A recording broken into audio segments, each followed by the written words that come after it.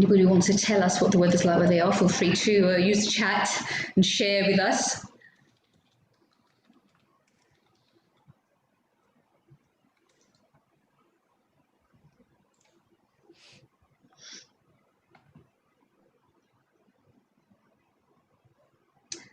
Okay, I think we've got quite a few of you in our room now, so I think we're ready to make a start. A very good afternoon and welcome to today's webinar. It's a great pleasure to have you with us today for this, which is actually our sixth topic in our current series of webinars, where of course we've been looking at the various aspects of well-being. Those of you that have joined us before will know that we've already covered and heard from some of our specialists on topics surrounding our physical well-being, including setting our fitness goals, good nutrition. We've also had the opportunity to look at how to alleviate some of the stress from our lives by doing correct financial planning and looking at our personal budgeting. And yesterday we began to look at some topics that are around our emotional and social well-being, starting yesterday with work-home balance. And today, of course, we're staying along the social and emotional to be looking a little bit at optimism and maybe take away some variations of how we can look at things. And next week, next Wednesday actually, if I'm not mistaken, we will have our last in our series where we'll be looking at our relationships with our adolescents. So anybody with teenagers, please join us. I will be first in line myself for that one, so I hope to see you there. For our newcomers, my name is Sophie Giriago, and I also have with us today Joanna Brioni. Hello, everyone. And we are part of the team at the European Institute of Management and Finance, or EIMF for short. As most people will actually know us as the EIMF. Of course, we are actually a training provider. We offer professional training, qualifications in many areas that help us as professionals, that give us skills, know-how. So whether this be in the financial services sector, where we have a very strong specialization, or in management, in our soft skills, knowing how to deal with our teams, communication, and many others, we're here to assist you. We also do qualification courses, so whether again this be in accounting and various other topics. All our courses are delivered in either classrooms, which of course we've been away from, but we hope to get back to very soon. We have live online with our trainers, so you're live online. And of course we have e-learning for those that perhaps prefer to study on their own, in their own pace. Those of you that do know us will of course know that we're kind of dedicated to learning. We offer even just advice, so give us a call. We speak to professionals that want to know what to do, school leavers that may want to be advised on the next steps, and for sure the graduates who return and sometimes they're trying to find their way and want to do some extra learning or extra qualifications. So before we move on to look at what we're going to do today, just to mention to you, because we like you to have questions and we want to address your questions, please feel free at any moment to put your question either in the chat, either in the Q&A, or you can also use the hand raise and we will see you and unmute you basically, so you can ask your question out loud. It's completely up to you. And we will address either as we go along, or for sure we will come back to the questions at the end to address everything that comes up during the presentation. So, of course, today we are here to look at our topic. Our title today, of course, is a practical approach to optimism for well-being. And it's our pleasure to introduce today's presenter, who is Lefki Angeli. Lefki is an emotional intelligence practitioner, advising and coaching in all areas involving behavior of people. She has over 20 years of working experience, but now dedicates her time to designing and delivering learning initiatives and helping people with their own personal or professional development. And she works with working professionals, with parents, and even with schools, and helping some of our younger friends deal with their own emotional or other issues. So, without any further ado, welcome Lefki, and over to you to hear what you have to share with us today. Lefki. Thank you very much, Sophie. Hi, everyone. Great to be here with you all today to carry on this series of well-being talks and to focus today on the role that optimism plays in our psychological, our emotional, and our mental well-being. So for a very long time, psychology was primarily concerned with addressing issues and conditions of human misery and suffering. We believed that the absence of these negatives from people's lives would foster happiness and promote well-being. Today, after many years of experiments and probably mistakes, we know that this is inaccurate. The skills that build well-being are different from the skills that alleviate suffering. So by removing disabling conditions from our life, it's not the same as building enabling conditions that make our lives most worth living. Learning optimism is one of the ways in which we can build enabling conditions that do promote well-being in our lives, helping us to achieve better health, more success, and generally more positive life outcomes. So I have 3 goals for today's webinar. Firstly, to share with you some of the knowledge gleaned from years of research on optimism and pessimism that can help us better understand what these concepts are. Secondly, to consider a new way of thinking about the events of our life that will enable us to build optimistic thinking. And thirdly, to provide a process that can help us move into a more optimistic space, and in so doing, develop and safeguard our well-being, our effectiveness, and ultimately the quality of our life. So we're going to look at 3 main areas. What are optimism and pessimism? And hopefully we'll debunk some of the myths that have developed over time around these issues. We'll look at patterns of thinking that lead to pessimism and how we can recognize when we're using pessimism. And finally, a 5-step process to help us develop and challenge those pessimistic thoughts when they do come up, so that we can become more optimistic and enjoy the many benefits that is associated with this pattern of thinking. So we'll begin by looking at what optimism and pessimism are.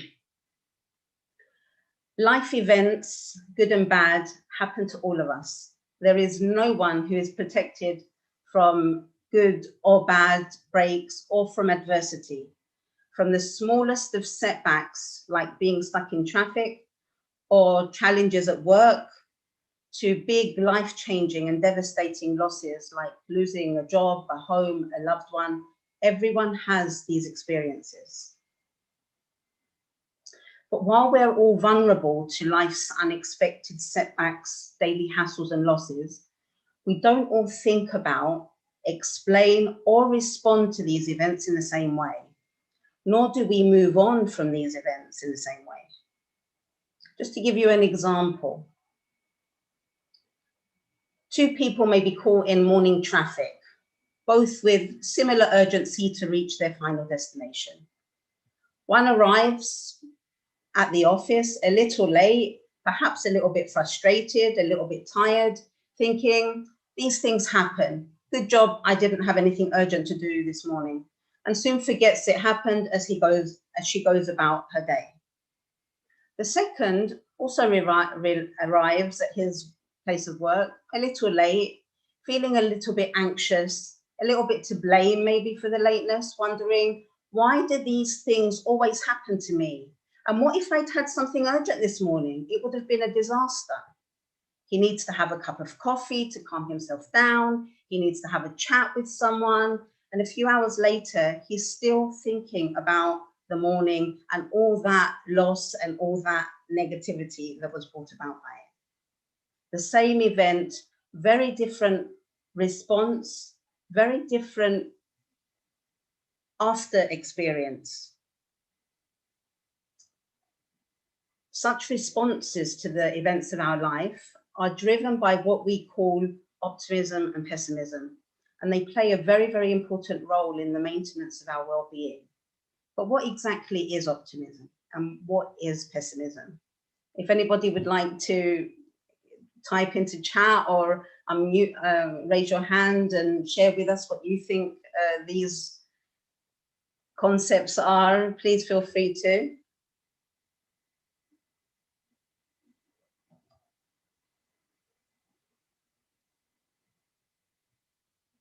Anything, or shall I go on? I think they prefer to hear from the expert.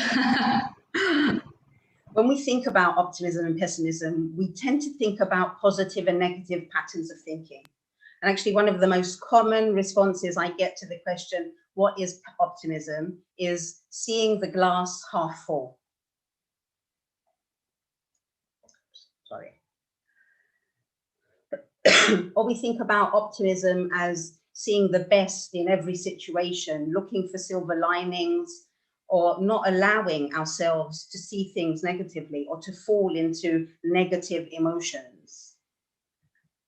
And similarly, when we think about pessimism, we think about the glass being half empty, and people who are followed by grey clouds and who only see the negative in every situation, who aren't able to see any good or any positive. And in fact, these descriptions, they're very, very widespread. And I think all of us have, to some degree, been influenced by things that we see, things that we read. But they're not actually an accurate account of what optimism and pessimism are.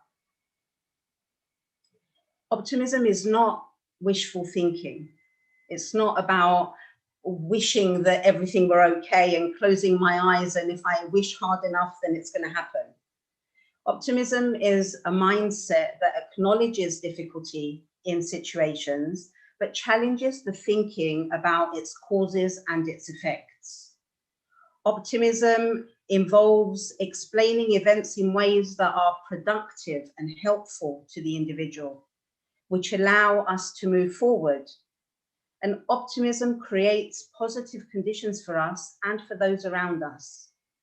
Optimism is a way of thinking about our thinking, and it brings many, many benefits to people who can master this way of thinking. In fact, years of research indicate many positive consequences of the effects of optimism. It makes us feel good, which is probably one of the best benefits that we have from optimism. And when we feel good, we're more likely to have heightened psychological strength, more resilience, we're in a better state of mind, we lead more meaningful lives, we find more meaning in the things that we do. We have better physical health, and we recover faster if we do get sick. It also enables people to make smarter choices and good decisions, which has huge implications, not just for work, but also for our life outside of the office. And an optimistic mindset also makes us more successful. It leads to more success at work because we are able to make smarter choices and better decisions, and because we do feel good about what we're doing and we do find meaning. It also leads to more success in academia for anyone who's studying, or if you have kids who are at school or at university. It also brings success in the relationships that we build with our friends, with our families, with our co-workers. And these benefits strengthen our self-esteem, our confidence, and they fuel our well-being, which is why optimism has such a profound impact on our overall well-being. Before I go any further, I would like to make a distinction between optimism and positivity, because the two are very often confused. Sometimes we think we use the terms interchangeably, but they're not the same thing. And in some situations, or to some degrees, too much positive thinking can actually have a negative effect on us and on the people around us. So popular media has led us to believe that we have to think positively all the time, and we have to have this happy face and big smiles. and that we mustn't allow ourselves to be sucked in by bad events that happen. And if something negative does happen, whether big or small, we think we shouldn't be feeling that negativity. We should be thinking, oh, well, never mind, let's move on and, to something better. We've been told that we should think positively so much that we feel bad or even guilty if we don't think positively. If we're having an off day and we're thinking anything but positively. And if we do feel bad, we try to ignore it, or we undermine it, we push it away, because we mistake thinking about negative events as negative thinking. But that's incorrect. In fact, if we try to exert positive thinking onto difficult situations or events, we're being unhelpful. And in some cases, we can actually do damage, either to ourselves. If it's ourselves, we're trying to push into positive thinking, or to other people, if it's other people that we're trying to help. So if somebody is experiencing loss or difficulty or sorrow, and we say something like, don't be so negative, or look at the bright side, we can be seen as diminishing what they're experiencing, their feelings. We can actually make them feel worse and find it harder for them to get themselves out of wherever it is, that difficult situation that they find themselves in. We make people feel as though they're somehow to blame for what they're feeling or thinking or experiencing, or that there's something wrong with them. Or we do it to ourselves, that voice in our head that makes us think that there's something wrong with us when we're not feeling all you-ha and positive all of the time. This is not optimism. This is a damaging effect of too much positivity, and more recently, it's actually been come to known as toxic positivity. Sorry. And it's important to make this distinction and to avoid this toxic positivity. And to do that, we need to be mindful of what we're saying to ourselves in our own heads, and what we're saying to those around us. So expressions of positivity might be things like, you'll get over it. Failure's not an option. It could be worse. Think happy thoughts. Always look at the bright side. Don't be so negative. And instead of those types of expressions, those types of communications with people, we would be far better placed to stop and show a bit of compassion and empathy, either to ourselves or to the people that we're communicating with, and acknowledge that it's hard, but I believe in you. It's okay to feel bad sometimes. It can be difficult to see the good in this situation, but we'll make sense of it when we can. Failure, it's part of growth. Things get really tough, but I'm here for you. Sometimes we experience bad things. How can I support you? And remember, we say these things to ourselves, we support ourselves, and we punish ourselves too. But notice how these expressions make you feel versus the previous expressions. They have more compassion, and they fuel us with energy to move forward, rather than staying stuck in a negative experience or a negative event. So watch out for the distinction between optimism and positivity. They're not the same. Optimism is not positivity, it's not positive thinking, it's not silver linings and trying to ignore negative events. As I said earlier, it's a mindset or a way of looking at the world, a way of explaining the things that happen to us. But where does it come from? Is it nature? Is it nurture? Our tendency towards one or the other is partially hereditary. To some degree, we have an inborn disposition. And I'm sure that those of you who are parents out there, I'm sure will relate to this. We can see this disposition in children from a very, very young age. Research also suggests that it's influenced by our childhood experiences, who our parents were, how warm they were, the financial stability we experienced growing up, and the role models that we had in our life. So we learn from the people that we looked to. So if we had very optimistic parents, it's likely that even if we had a disposition towards pessimism, it would have changed. But probably more important and more encouraging for all of us is that we can learn skills that will affect how we think about and relate to the events that we experience in our lives. And Martin Seligman, who was the pioneer, is a psychologist who was the pioneer in the space of positive psychology, suggests that no matter how strong someone's innate or inherent tendency towards pessimism, it's escapable, and everyone and anyone can learn to be more optimistic. And this isn't achieved by whistling happy tunes or repeating mantras like every day in every way I'm getting better and better. Optimism requires learning a new set of cognitive skills which have been discovered in the labs and in the clinics of leading psychologists and psychiatrists, which have been rigorously validated and that we know work.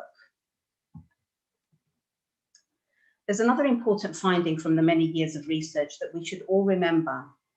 It's not the experience of bad events in our lives that cause damaging effects to our general health and well-being. What truly makes or breaks us is how we explain those bad things that happen in our life. And I'm going to say that again. It's not the experience of bad events in life that causes damaging effects to our general health and well-being. What truly makes or breaks us is how we explain these bad things that happen in our life. And this explains why people who experience similar events, they might experience the same event, but they don't all experience the same negative effects of the event. And this has been studied quite extensively, even in the space of stress, where it appears that stress, even a lot of stress, doesn't necessarily negatively impact our health, our performance, or our general life conditions. And in fact, some people who experience very high levels of stress do not experience the damaging effects, because it's not the stress, it's not the adversity, it's not the bad breaks. It's the way we think about it, it's the way we explain it, it's the way we move on that has the greatest impact, not the events themselves.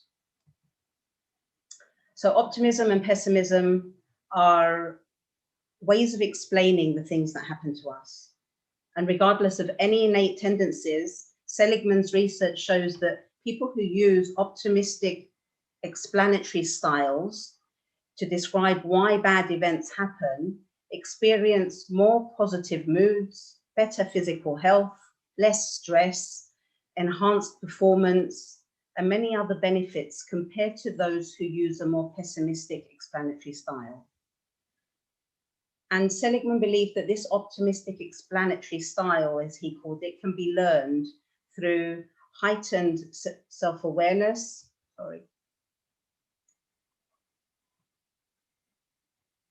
and conscious practice, which is why he named this process learned optimism. And contrary to popular opinion, it's not about focusing on the good things in our life. And it's not about wearing pink tinted glasses. Rather, it's about acknowledging the struggles, acknowledging the adversity, and explaining them in ways that boost our feeling of control and that promote self-change.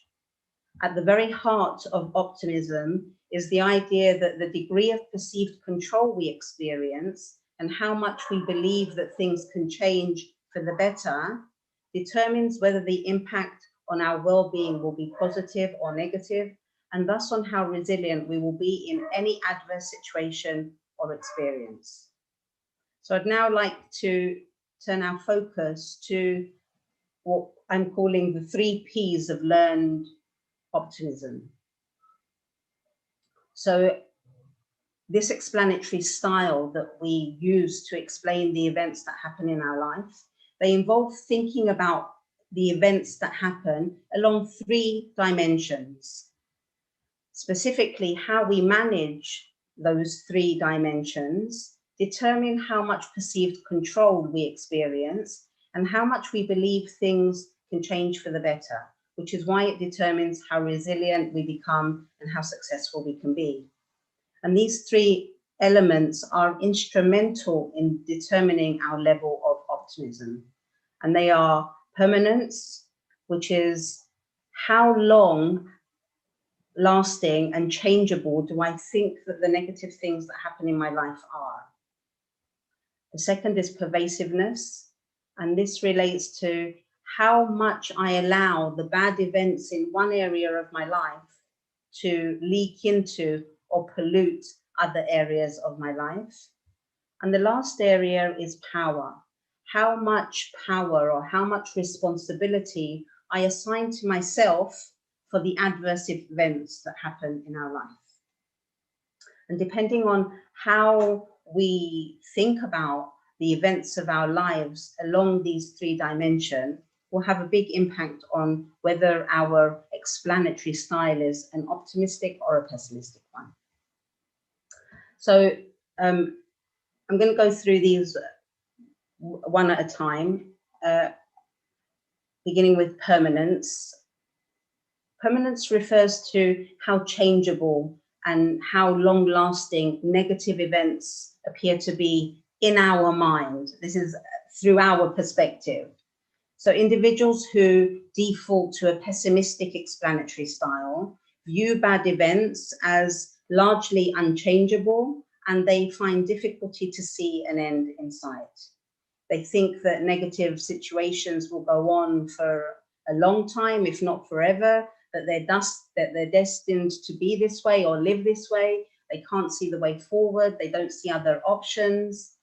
And this is the debilitating result of a pessimistic explanatory style. It makes us feel as though we're stuck and we don't have any alternatives. For example, an individual who doesn't get a promotion that he was hoping to get and thinks, I'll never get promoted. I never get the good assignments. Or if someone's trying to overcome a challenge and is thinking, I'll never get past this. I'm not going to be able to get beyond this. I always do worse than other people. These guys are all exhibiting a pessimistic explanatory style. They're thinking that the events that they're experiencing are unchangeable and that they're going to go on forever. They talk about them as this is the new reality now. This is my new reality. Individuals who adopt a more optimistic explanatory style respond by viewing setbacks as temporary and changeable. So someone who failed to earn a promotion may think, I wanted this promotion, this project, I didn't get it this time, maybe next time. Or what can I do to push things along? This doesn't negate that he may be feeling negative or that he may be feeling bad. He's not happy about the fact that he hasn't gotten his promotion. But he's using a more optimistic style to explain the causes and effects of that adverse event that he's experiencing.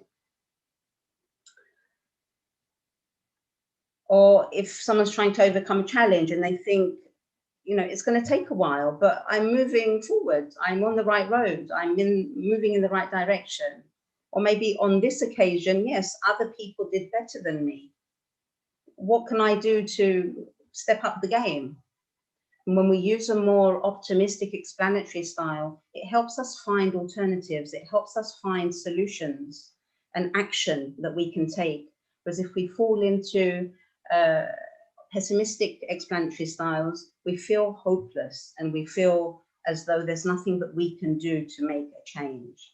And this shift, when we can shift our thinking from permanence to temporary, that shift, it allows us to think about constructive options to move forward from whatever that adverse situation that I was in. So when we're faced with an adverse event, we need to stop and think about how we're thinking and ask ourselves, am I thinking in terms of permanence? Is this event really likely to last forever? Is this really how it has to be from now on? And our language also has an impact.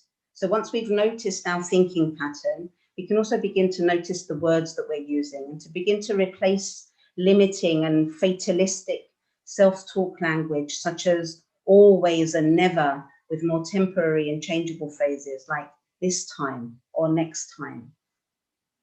The word can't is also limiting because it makes struggle seem unchangeable and permanent. So we can replace can't with not yet. So, for example, a child comes home from school having done really badly in a maths exam, thinking, I can't do maths, or I'm no good at maths. And learned optimism calls for replacing the I can't do and I'm not good at maths with I haven't yet gotten good at maths, or I need to find other ways to understand these concepts, or I need to find new ways to study. And this more optimistic shift in self-talk frames that difficulty as something that I have control over, something that I can improve over time rather than something that's a permanent limitation. And this has an impact on our success, our self-esteem, and our well-being. If I believe that something cannot change, if I think it will always be this way, I feel bad. I see no way forward. So I don't even bother trying to do something different. I just resign myself to the fact that this is it now. And this affects every aspect of who I am and my life.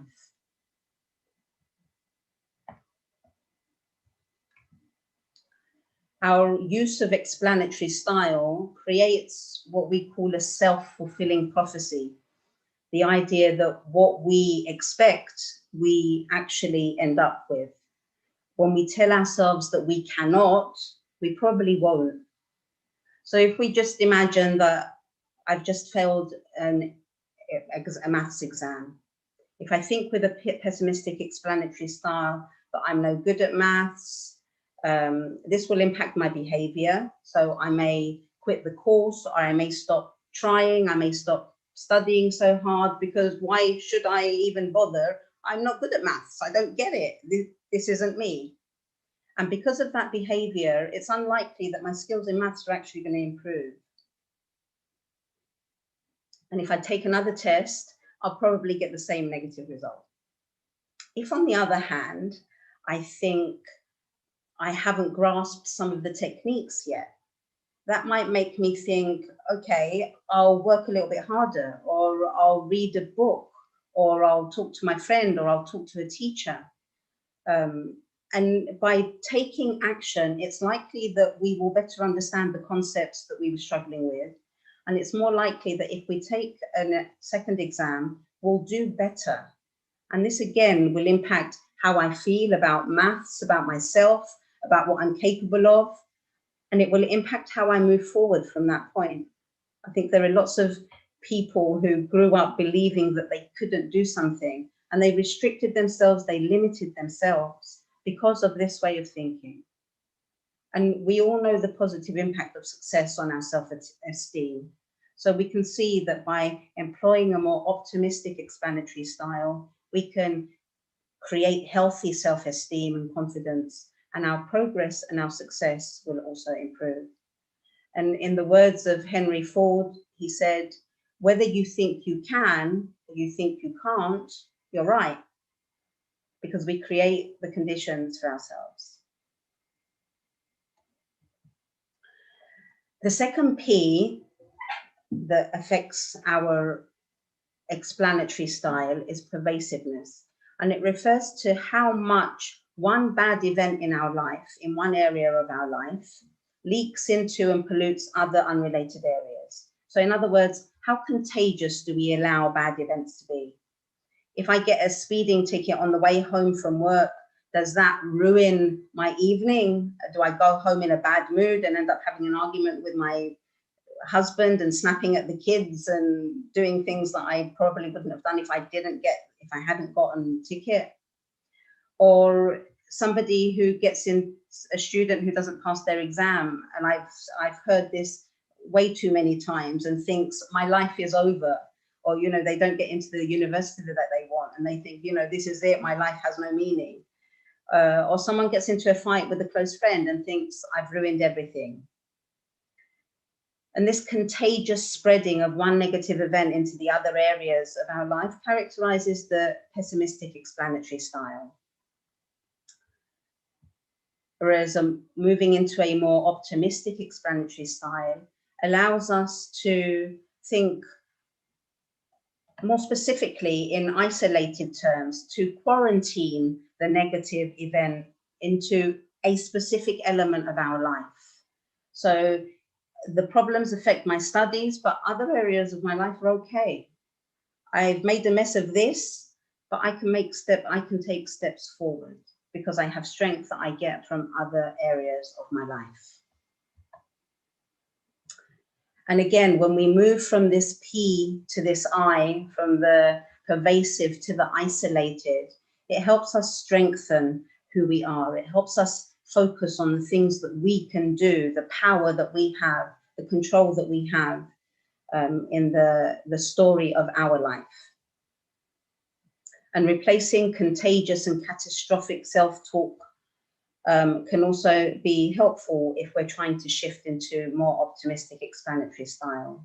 So things like everything and nothing, and quarantining these self-talk, this kind of self-talk, and thinking more about this thing or this one, and narrowing what I'm experienced to that isolated incident. And I think that if we're all honest, many of us have a tendency to think that something negative that happens in one area of our life affects everything. So we need to be more aware of our thinking. You might be finding yourself feeling quite negative at work, only to find that actually work's going great. It's because I'm having problems in another area of my life, that I'm allowing that to spread over here. And if we ask ourselves, does this really affect every aspect of my life? Is this really affecting me here and now? Most times the answer will be no, which allows for a more solutions-focused and a more forward-looking approach to any situation that we may be experiencing. And when we think about the adverse events in our life in terms of permanence and pervasiveness, so if we think that things that happen to us are going to last forever and they affect every aspect of our life, this is when we lose hope. If something's not able to change, and if it's affecting everything that I do, I see no way of getting out, and it leaves me in a very bad place. If we think of things as being temporary and isolated, we begin to build that hope and find ways forward, which further builds the hope, and so on and so forth. And again, this doesn't diminish the adversity, nor does it try to convince us that everything is hunky-dory, but rather it gives us the energy and it gives us some ideas about how to move forward. And people who employ a pessimistic explanatory style, they tend to suffer tremendously in times of pressure and for a long amount of time and across situations. People with a pessimistic explanatory style who have problems at work, for example, they often experience a deterioration in their home life and vice versa. And the pessimistic explanatory style doesn't allow people to recover from setbacks easily. So it takes a long time. The last P that we're trying to move away from is power or personalization. And it refers to how much power or how much responsibility we're assigning to ourselves in any given situation. So sometimes in an adverse situation, we give up all the power, thinking that there's nothing I can do, it's out of my hands, I am a victim, it's all happening to me, and I don't have a place here. And other times we think that somehow we've caused the situation, we're entirely to blame, it's all our fault, we're evil, we're horrible, we're terrible. And there's neither of these two ways of thinking. So thinking there's nothing I can do, or thinking that this is all my fault, they're common traps, but they rarely hold up to scrutiny. If we stop and we ask ourselves, how much power did I actually have in this situation? It can help us move away from that, to consider that, oh, actually, maybe there are some options for me moving forward. Or, yeah, maybe I did cause this, but what can I do to fix it now? And again, it allows us to think about solutions, and it allows us to move forward away from the P and into the E, which is effort, understanding that with effort on my part, I can make a difference to any situation that I find myself in right now. So when we're faced with adversity, we lose our self-esteem, and that's actually when we need it the most. And separating the performance from the performer by replacing I suck with my performance sucks is one way to help us move away from this. So somebody loses an important client at work and thinks everything was against me, there was nothing I can do, it would have happened to anyone. Instead can think, it was a difficult situation, there was a lot of external circumstances that weren't against me, but what was my role? Where was my responsibility? What could I have done a little bit differently? And again, this gives us a way forward. If I'm solely to blame or if I'm powerless, then it leaves me very little room for corrective measures, and it leaves us feeling depleted of energy and esteem. And again, that's not where we want to be if we want to be building optimism. So we want to move away from these 3 Ps into time. So instead of thinking about the events, the adverse events of our life as permanent, pervasive, and I have soul or no power, we can reframe our thinking to think about time, that things are temporary, they're isolated, and with effort on my part, I can make changes.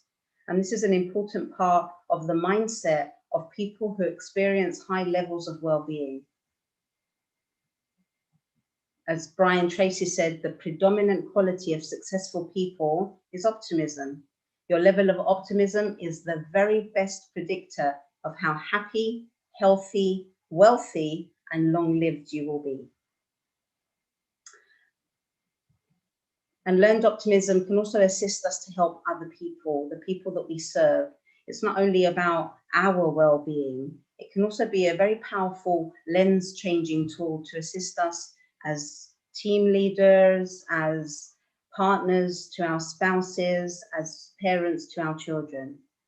We can use learned optimism techniques to improve the overall well-being of everyone around us. At work, for example, if someone responds to an error with, I always screw up, or as parents, if our kids come home and say, oh, you know, I'm useless, or I'm useless at school, or I'm useless at English, or whatever it is that they think they're useless at. Or our partners sometimes may be thinking, why am I so stupid? And we can help them moving away from the 3 Ps and moving into time. We can be more encouraging and helping them to decatastrophize, to move away from permanent thinking, to quarantine those adversities to isolated incidences or areas of their life, and to offer more targeted feedback and an alternative way for them to interpret and explain their experience that will allow them to see that they do have control, they do have power, they do have responsibility, and they have played a role in the outcome. Maybe not entirely, but they have played a role.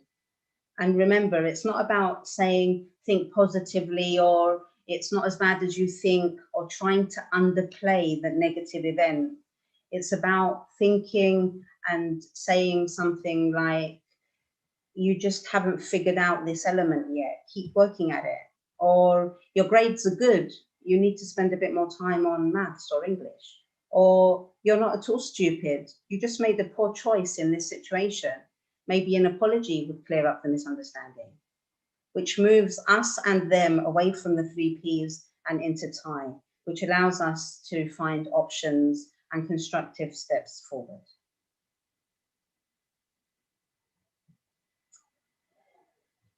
So it's very important that we shift our thinking away from the 3 Ps and into time, thinking along the lines of time rather than the 3 Ps. And to achieve this shift and really grow our optimism muscle, we have to become aware of what's happening around us, within us, how we're thinking, how we're interpreting. We need to put our our self-magnifying glass on and really think about what's going on with us.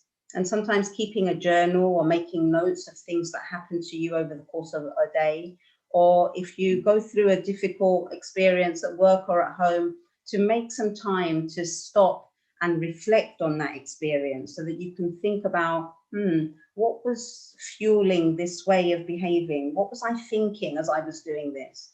It can help you better understand where you are now so that you can move forward. We've seen that optimism and pessimism are ways for us to explain the things that happen to us. And I've said that a pessimistic explanatory style tends to think that adverse events in life are permanent, pervasive, and we personalize the cause of that event. An optimistic explanatory style, on the other hand, interprets adverse events as temporary, isolated, and externalizes the cause of the event, acknowledging that we have a role to play. And if I exert effort, I can make a difference. Interestingly, when we're interpreting positive events in our life, the opposite is true. So if a good outcome, when a good outcome happens to somebody who's using a pessimistic explanatory style, they're likely to think that the event is temporary, isolated, and the result of some external force. Whereas an optimistic explanatory style will think that this good event in my life, it's permanent, it's pervasive, and all the power's mine. And in order to get a really holistic evaluation of the degree of our own optimism and pessimism, we do need to understand our explanatory style in both adverse and positive events. But recognizing our style in the adverse events and trying to shift that mindset in this area is a very, very good first step. And it's likely to yield a significant impact on our life, which is why I've only focused this short webinar on explaining on the explanation style of adverse events. And as in all self-improvement, awareness is the very first step. We have to recognize that we tend to employ a particular style, that we believe that we would benefit from the shift, and then we need to get to some hard work to actually make that shift. And Seligman, who, as I mentioned, he was the pioneer in the space of positive psychology. He has an approach to learned optimism that's based on techniques developed by cognitive behavioral psychologists and are focused on identifying the underlying thought that influences the behavior and then actively challenging those beliefs. And like I said, like all self-change initiatives, it needs us to put in some elbow grease and to put in some work. And Seligman's process is an easy one to remember. It's called the ABCDE process, which are, of course, the first 5 letters of the alphabet. So very quickly, going to go through this process. A is for adversity. So this refers to the actual situation or the event that triggers that negative feeling that we have. B is the belief, how we interpret the event. C is the consequence, the way that we behave, respond, or feel after the event. D is disputation. It's the effort that we expend to argue or dispute that original belief that we have. And E is the energization that emerges from trying to challenge our beliefs. And we can learn how to use this model in relation to the events that we experience. And it can be a very, very powerful tool to help us become more optimistic thinkers, spreading positive energy and solutions focus to those around us. And these are really, really easy concepts to think about and to apply, but very, very quickly, adversity is the situation that triggers the negative feeling. It can be almost anything: a cancelled meeting, a frown from a boss, a co-worker who did something, my kids are hyper this afternoon, a rejection letter, someone didn't call back when I needed them to. It can be absolutely anything that actually triggers that or sunken feeling that we experience. The B, our beliefs, this is how we're interpreting that adversity. So this is where are we thinking along the 3 Ps, or are we using time? It's about the thoughts, not the feelings, our thinking here. And so maybe I'm thinking things like, I'm never going to get that promotion. My boss doesn't really, or I'm going to be fired. My partner doesn't respect me. And we need to become aware of these thoughts so that we can challenge them. And again, writing them down is a good way that allows us also to see patterns over time. And C are the consequences. This is the feelings that I experienced and the things that I did. So, for example, because I was thinking that I'm going to fail this exam, I was too stressed to study. Or because I was worried about getting fired, I couldn't sleep. Or because I thought my partner didn't respect me, I started shouting at him. So it's what I've actually done. And these 3 steps, these 3 process points of A, B, C, they happen really fast, which is why we need to improve our self-awareness, to become more mindful of what we're doing so that we can interrupt that thinking. Because it's only with improved self-awareness that we can catch that pessimistic explanatory style and move into the next stage of Seligman's ABCDE process. But this takes time because, like I said, it happens so fast. It's like in the blink of an eye and it's already happened. And in our journey to healthy optimism, we first have to understand our natural reaction to something so that we can get to D, which is learning to dispute the interpretation of the event by providing counter evidence, by asking questions. So once we've identified the adversity, our belief in the consequences, then we can begin to think about our thinking, to actually challenge that pessimistic explanation that we're providing ourselves. And there are many, many techniques that we can use to do this. We can look for alternatives and ask ourselves, how can I explain what's happened in a different way? What else might be going on? We can look for evidence and think about, do I have anything that can dispute that pessimistic explanatory style? Or to get us to think about the implications. So, okay, so even if it is as I'm thinking, even if it is as I'm imagining and interpreting, what's the worst that can happen? So disputation is not an easy first thing to do in any situation. Our natural tendency is to react, and to that it starts that, oh, and it's awful and it's forever and we start going down that rabbit hole. But if we can get better at disputing our explanation of events, our interpretation and our interpretations, it will lead to positive feelings over time. And the result of which is the E of this process, which is energization, less time and energy being spent on negative feelings that we actually produce ourselves. So once we've disputed our pessimistic thinking, we should be feeling better and energized. Thinking about adverse situations with a little more optimism gives us energy and hope to move forward with. Remember, when we think of adverse events and circumstances as permanent and pervasive, we lose hope.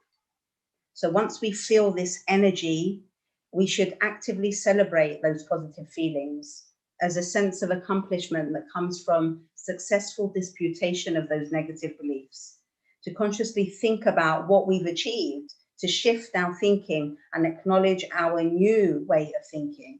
And Seligman stresses that disputation and energization are the 2 biggest keys to the success of his model.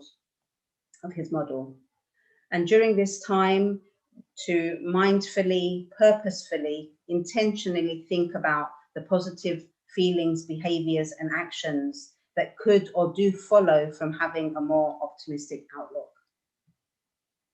And with practice on slightly stressful situations, we can become better and better at applying this new way of explaining events more easily and picking which of the elements we want to use. It may take time. It's not something that can happen in an hour, a day, or even a week. If each time we experience adversity, we mindfully recognize that we're going to employ a pessimistic explanation and we move away from this, away from the 3 Ps and into TIE, we will actually be building the road towards our well-being and our quality of life. And remember, this is an ongoing process that we need to repeat over and over and over. And if you find yourself facing a challenge, make an effort to follow these steps. And as we do, we'll find it easier and easier to identify the pessimistic beliefs that we have and challenge those negative thoughts. And I think now more than ever before, we need to develop this skill in ourselves, in our workplaces, and in our homes with our children. 6 Seconds is a non-profit organization. They run the world's largest emotional intelligence study on optimism, risk, and other competencies. And they released research data only last week, which tells a very clear story. While globally, emotional intelligence trends between 2017 and 2019 were increasing, after 18 months or so of the COVID pandemic, those scores are declining across all competencies. And given that this period has been dominated by stress and loneliness and fear, it doesn't exactly come as a surprise. A closer look at the data reveals that optimism has been the most affected area during the pandemic. Exercising optimism or applying an optimistic explanatory style, which allows us to see options, has declined more than any other competency measured in the study. And there's a wealth of them, including emotional literacy, consequential thinking, engaging intrinsic motivation, and many, many others. So knowing how important optimism is to our well-being, this is really concerning. And as I've already said, an optimistic explanatory style is strongly correlated with important outcomes like making good decisions, having quality relationships, working effectively, and so on. So at this time, especially, we need to challenge any pessimistic explanatory style that we have, help ourselves and the people around us to see the temporary and isolated nature of many of the adverse events that we experience in our lives. This will allow us to access our untapped potential and strengths that we generally are not using to the full. Our current economic and world situation are inviting us to step up to the plate and examine the potential and dare to live it. Before we finish, I'd like to leave you with the words of Helen Keller, who was no stranger to adversity in her life. Fueled with optimism, she said, "No pessimist ever discovered the secrets of the stars or sailed into an uncharted land or opened a new heaven to the human spirit."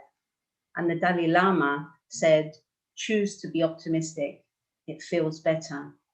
And now we know that we can choose this way of thinking. We can choose to be aware of our patterns and to practice techniques which may not feel very comfortable at the beginning, but which will lead us to greater optimism and well-being in the long run. So moving forward, I hope you choose optimism. Thank you. Thank you very much for that, Levki. I think some very interesting and hopefully some things that people will be able to leave here and actually try. I think it's quite scary sometimes when we hear this type of thing. People tend to feel a little bit like, but this is always the way I've been, and just take that step forward. I hope that many of you will take some steps forward and use some of what we've heard today.